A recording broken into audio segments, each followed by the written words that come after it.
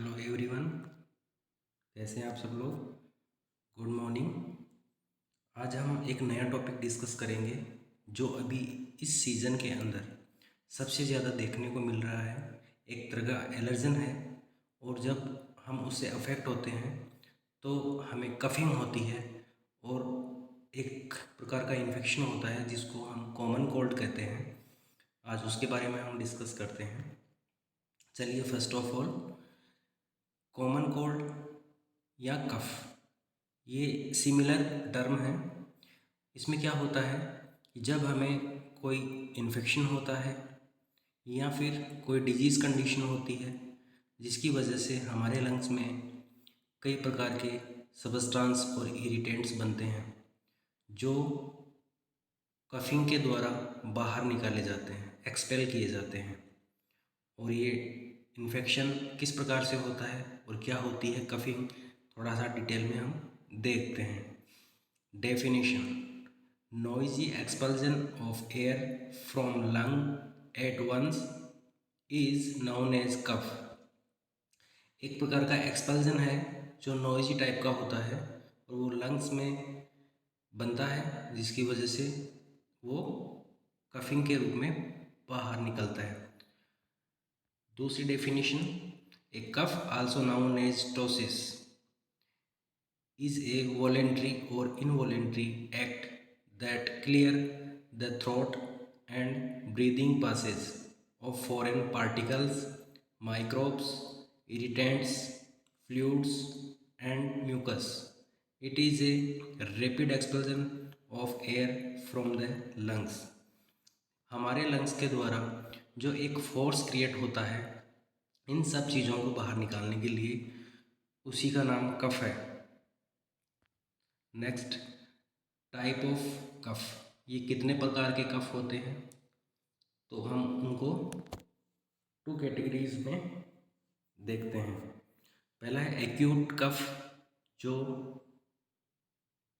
Lower than 3 weeks duration, यानी जो 3 सप्ताह से कम पीरियड के अंदर जो खांसी होती है उसको हम एक्यूट कहते हैं।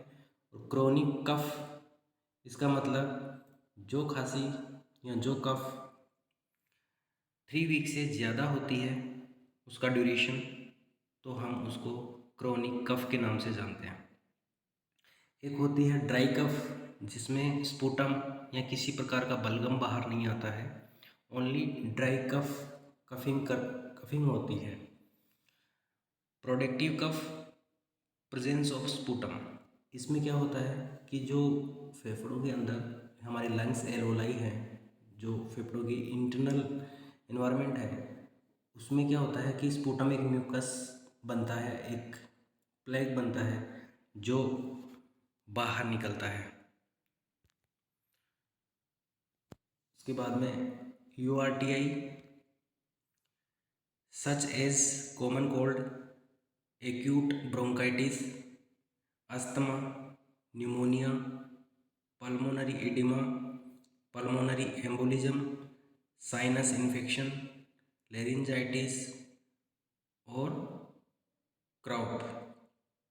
URTI means upper respiratory tract infection, जो हमें गले के अंदर, जो हमारी नेक और वोकल कॉर्ड, लैरिंग्स फेरिंग्स होते हैं, नोज़ होता है, तो इनके अंदर अगर कोई स्वेलिंग है या कोई इचिंग है या रनिंग है तो ये हमें अपर रेस्पिरेटरी ट्रैक से इन्फेक्शन होता है। नेक्स्ट है कॉज ऑफ क्रोनिक कफ, जिसको हम काफ़ी लंबी खांसी कहते हैं और ये काफ़ी लंबे समय से रहती है। उसके भी कुछ कारण हैं, वो हम डिस्कस करेंगे। पहला है chronic bronchial asthma, tuberculosis, chronic bronchitis, allergies, postnatal drips, gastro-oesophageal reflex disease, जिसको हम GERD कहते हैं, COPD, medication, S inhibitors, heart failure, lung cancer, interstitial lung disease.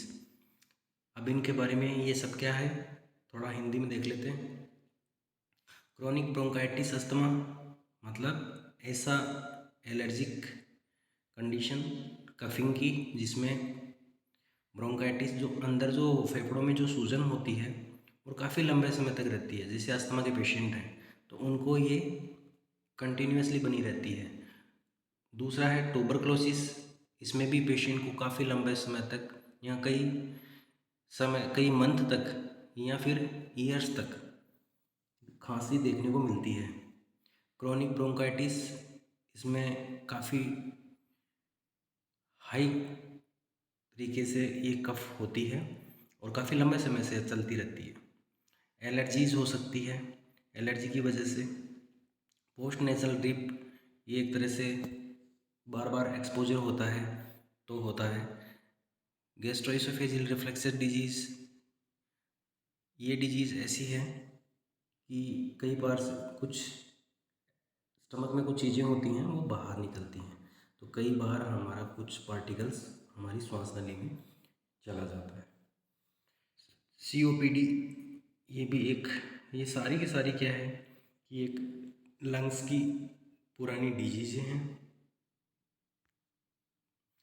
Investigations: x-ray, chest, pulmonary function test, sputum test, AFB, ESR, CT scan, bronchoscopy. इसकी जांच के लिए हमें x-ray लेना होगा।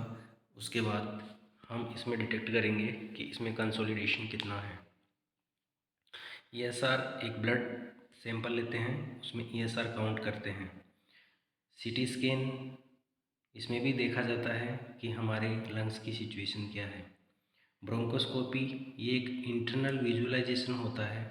एक पाइप हमारे लंग्स में एंटर करवाई जाती है और उससे स्कोप किया जाता है, देखा जाता है कि अंदर या इंटरनल कंडीशन क्या है।